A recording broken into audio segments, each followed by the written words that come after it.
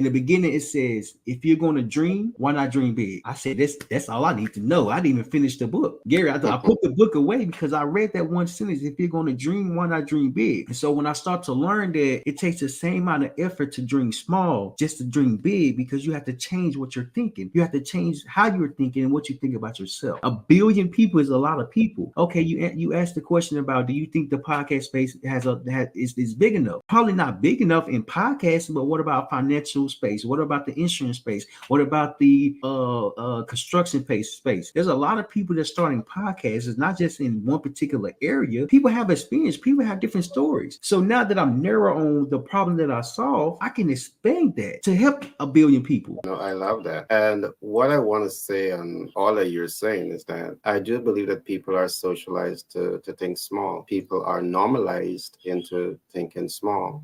People are programmed to downregulate their great potential. I know this because I'm a deep researcher, and I have age and experience on my side, right? So I can talk from all of that. I've studied a lot in these fields, and every time I look at a concept that we call the self-image theory, it talks about people and four selves. We are trapped in the ideal self, and we are trapped in the looking glass self, and we are trapped in the self-image. And very often the self-image, if it's not healthy, it's going to defeat you. I love talking about being trapped in the real self, because that's the self that you want to be trapped in, the real you. You know, you talk about your story early on. You were doing all of these podcasts and you were, trying to do it in a way to, come across in a certain way. And it just did not reflect you. So it was all about the artificial flavors that was covered into the podcast. The audience wasn't getting the juicy you that likes to talk about story. I can see you, the storyteller, right? You worked hard here.